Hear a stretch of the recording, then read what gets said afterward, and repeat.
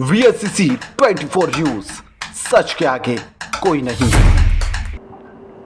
नमस्कार, VSCC 24 news में आपका स्वागत है। मैं हूं अब्बास।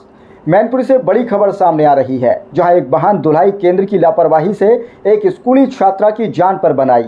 घटना करहल कस्बे के नरसिंह यादव इंटर कॉलेज के गेट के पास की है। जानकारी के मुताबिक धुलाई केंद्र से निकल रही तेज पानी की बौछार अचानक सड़क पर चल रही छात्रा की बाइक पर पड़ी, जिससे वह संतुलन खोकर गिर गई और गंभीर रूप से घायल हो गई। घटना के बाद मौके पर अफरा तफरी मच गई। घायल छात्रा को एम्बुलेंस की मदद से तुरंत अस्पताल पहुंचा दिया गया। इधर हादसे के बाद वाहन धुलाई केंद्र संचालक ताला लगाकर मौके से फरार हो गया।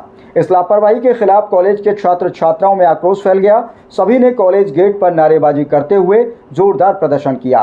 कॉलेज के प्राचार्य ने भी इस मामले को गंभीर बताते हुए उप जिला अधिकारी को ज्ञापन सौंपकर कड़ी कार्यवाही की मांग की है।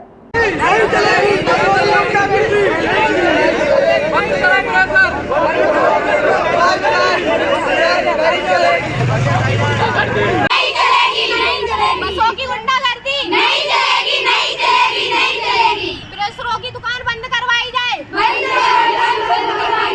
अच्छा, क्या ये बसों की शिकायत को लेकर के क्या प्रिंसिपल साहब ने या किसी को आपने पक्ष रखा? यस सर, प्रिंसिपल सर से बोला, प्रिंसिपल सर ने ऊपर भी बोला, लेकिन उन लोगों ने कुछ किया ही नहीं है। पीटीआई सर की भी गलती नहीं, जो ऊपर जाते हैं वो भी कुछ नहीं कर। तो अब आप योगी जी से क्या मांग कर रही हैं? प्लीज ये बसों को हटवा दें, प्लीज इतना ही निवेदन है। हमारे क्लास स्कूल को देखें कि हमारा स्कूल चलने दें अच्छी तरीके से। तो क्या लगता है कि इन बसों के कारण ही आए दिन छात्राएं घायल हो रही हैं? हाँ, 2-3 बार हो चुका है। पिछली बार भी 8th क्लास में हमारी एक दूसरी फ्रेंड, उसका भी एक्सीडेंट हुआ था ऐसे ही।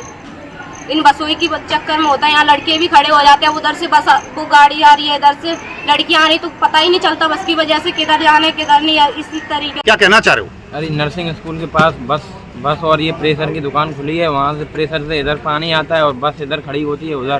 तो जिससे मतलब हम लोग साइकिल से आते हैं तो प्रेशर का पानी साइकिल के ऊपर आता है, जिससे मतलब साइकिल बस से कभी कभी हमारे इधर बहुत बार टकरा भी चुकी है। ये बात हमने प्रिंसिपल सर को भी अच्छा, आज आप तमाम छात्र कह रहे हैं कि चलो जाम लगाएं, चलो जाम लगाएं, लेकिन प्रिंसिपल ने समझा दिया है। अब क्या कहना चाह रहे हो प्रशासन से? आप क्या मांग रहे हो? सर ने बोला है तो वो करेंगे। जो प्रिंसिपल सर ने बोला है कि अभी जाम मत लगाओ। हाँ, जो हमारी तो प्रशासन से फिर क्या मांग कर रहे हैं आप?